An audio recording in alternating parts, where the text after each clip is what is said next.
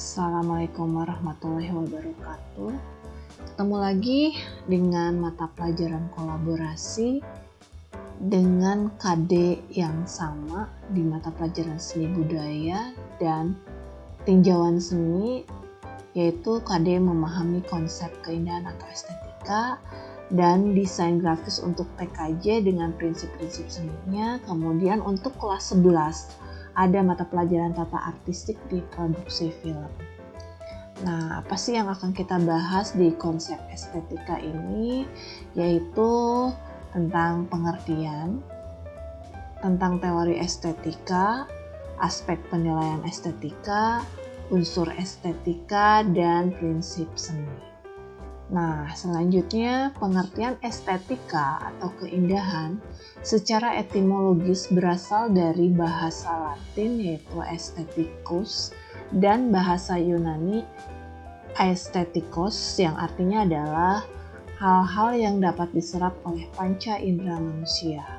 Menurut Herbert Reed, keindahan adalah kesatuan dan hubungan bentuk yang ada di antara peserapan indrawi manusia tidak selalu mengandung nilai keindahan. Menurut Jacob Soemarjo, keindahan merupakan hakikat keindahan alam dan karya seni. Sedangkan filsafat seni hanya karya seni atau benda seni atau artefak yang disebut seni. Nah, sedangkan menurut KBBI dibagi menjadi dua, keindahan sebagai cabang filsafat membahas seni, kemudian keindahan sebagai kepekaan manusia terhadap seni dan keindahannya. Selanjutnya kita bahas tentang teori estetika. Dibagi menjadi 3, yaitu unsur estetika formil yang merupakan hasil formil dari ketinggian, lebar, ukuran, atau warna.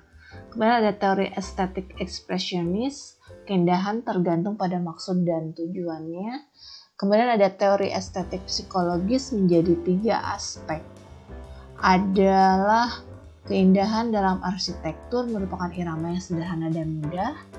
Keindahan merupakan akibat rasa kepuasan si pengamat sendiri terhadap objek yang dilihatnya. Kemudian keindahan merupakan akibat dari emosi yang hanya dapat dilihat dengan prosedur psikoanalitik atau berdasarkan reaksi berbeda dari setiap orang.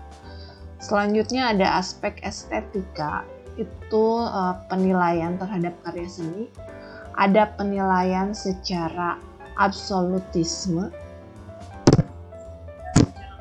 tidak ditawar dan tetap berdasar pada aturan. Kemudian ada penilaian anarki berdasarkan pendapat tiap orang dan tidak perlu dipertanggungjawabkan. Kemudian ada penilaian relatif, penilaian yang tidak mutlak tapi bersifat objektif.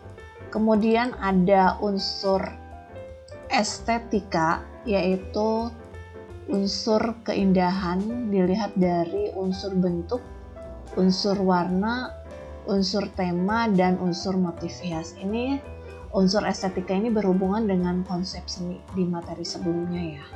Kemudian kita lanjut ke prinsip-prinsip seni ini, termasuk kaidah atau azas komposisi. Itu ada kesatuan, ada keseimbangan, ada irama, kemudian ada keselarasan, dan ada proporsi, juga ada pusat perhatian atau kita kenal dengan aksentuasi atau dominasi atau juga kontras. Selanjutnya kita lihat gambar-gambarnya ya.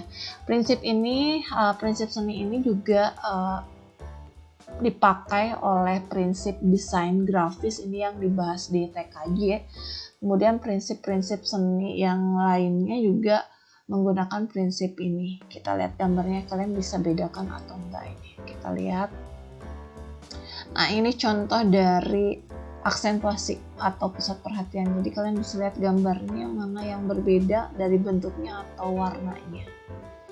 Kemudian ada harmoni, ini keselarasan ya, dilihat dari warna, bentuk, komposisi, Juga ada ini proporsi atau golden section.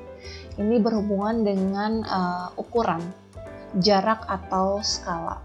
Ini kalian bisa lihat ya. Kemudian proporsi ini juga berhubungan dengan perbandingan. Kemudian ada prinsip lainnya yaitu balance atau keseimbangan. Ini ada keseimbangan asimetris, ini simetris.